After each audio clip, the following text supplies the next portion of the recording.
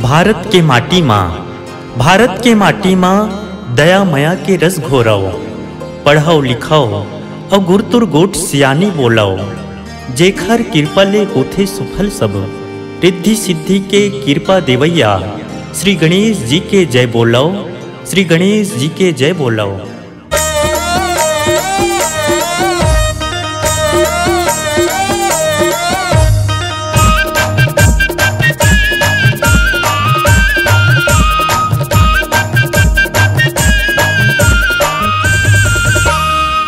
गौरी के गण राजा लंबोदर महाराज, गौरी के गण राजा लंबोदर महाराज। कंठ में आके विराजाओ हो स्वामी, कंठ में आके विराजाओ हो स्वामी। सजा देवो मोर साथ, सजा देवो मोर साथ। गौरी के गण लंबोदर महाराज, गौरी के गण राजा लंबोदर महाराज।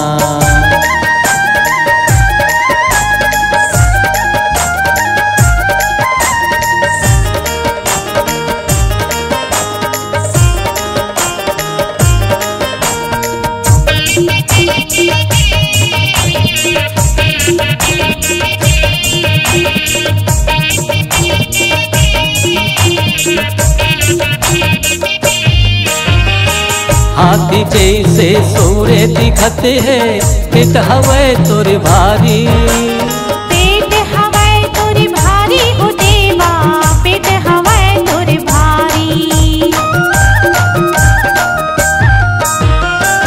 माता तोरे पार्वती है, पिता हवे त्रिपुरारी, पिता हवे त्रिपुरारी हो देवा, पिता हवे त्रिपुरारी।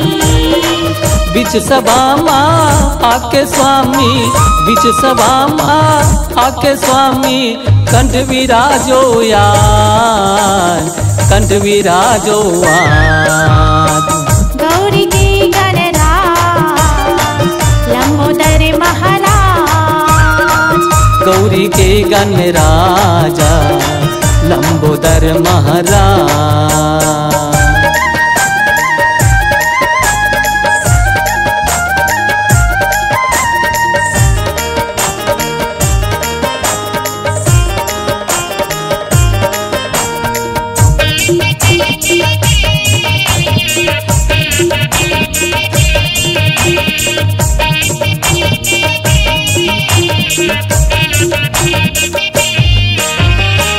तीन लोक यौ 14 भुवन में पहली तोला मनावे, पहली तोला मनावे हो देवा, पहली तोला मनावे।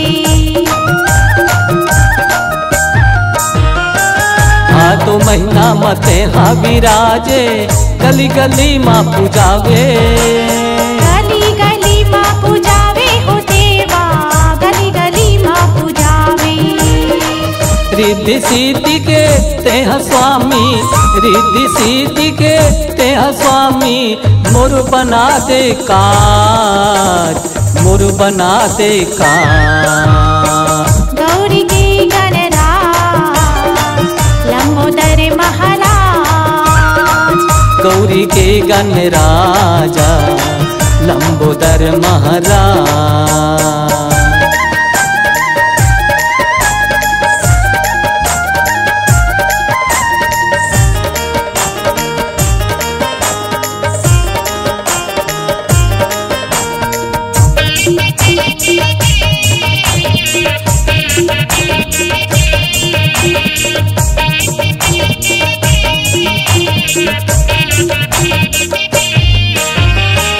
सिर में मुकुट, कान में कुंडल, गला में माला सोहे, गला में माला सोहे हो देवा, गला में माला सोहे।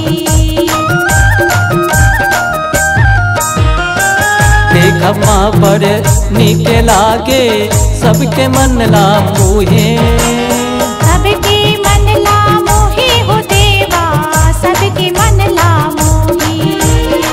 आके विराजा ये कलयुग माँ, आके विराजा ये कलयुग माँ, बचा देवो मोर लाल, बचा देवो मोर लाल।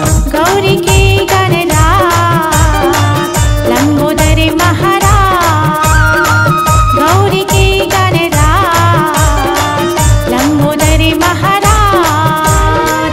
कंठ में आके विराजा हो स्वामी, कंठ में आके विराजा हो स्वामी, सजा देवो मोर साथ, सजा देवो मोर साथ। गौरी के गणराज लंबोदर महाराज, गौरी के गणराजा लंबोदर महाराज, गौरी के गणराज लंबोदर महाराज। गौरी के गणराजा लंबोदर महाराज।